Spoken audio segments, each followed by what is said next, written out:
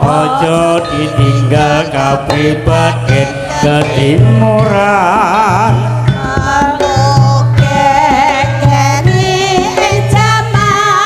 mbok yo sing elek iku budaya pancene bener kandhamu.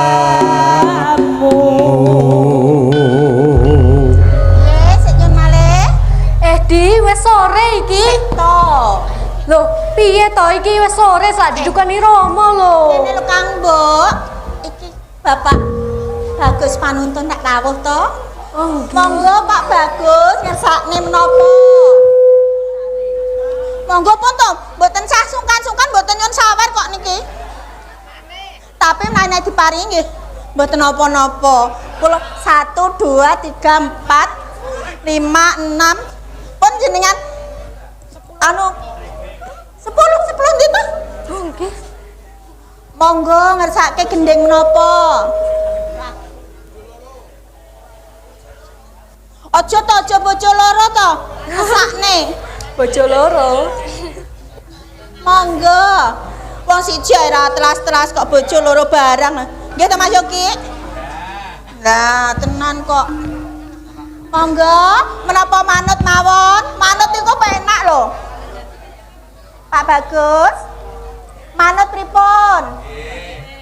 Manut.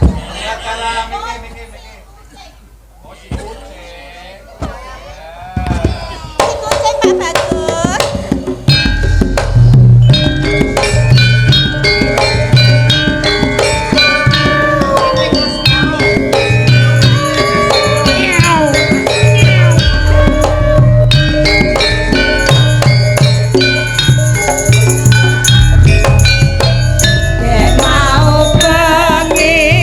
Terus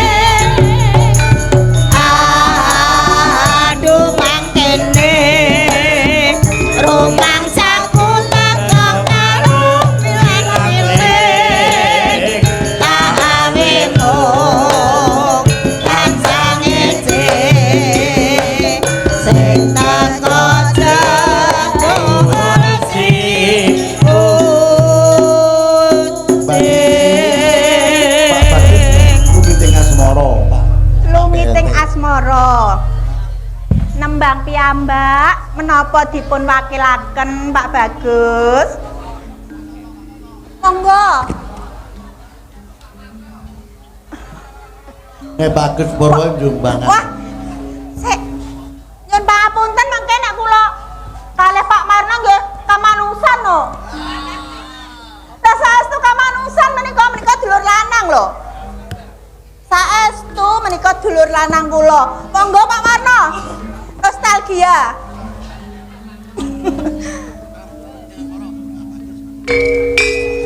Monggo. Dulur. Nggih, pinangkane pamundhut saking Pak Bagus.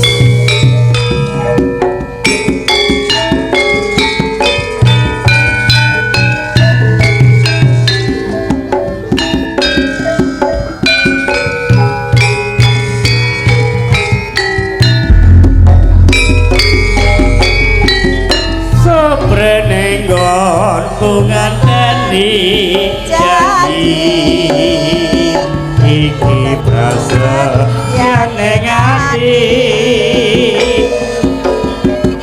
kadung tresno mring sesamo wong ayu ra eling dina lan wektu ning ati katon rapi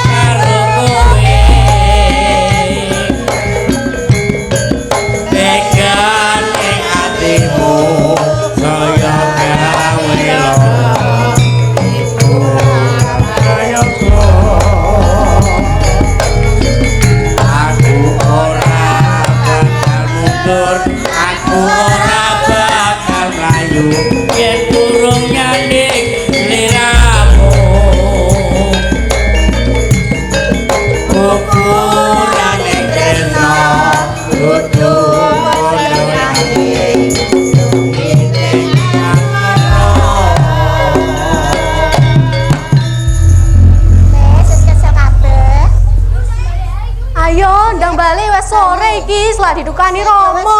Bali ora apa-apa to. Lho, Ayo. sek to. Ana apa to? Mau ora yo nganggo sang-sangan kaya awak-awakmu ki to.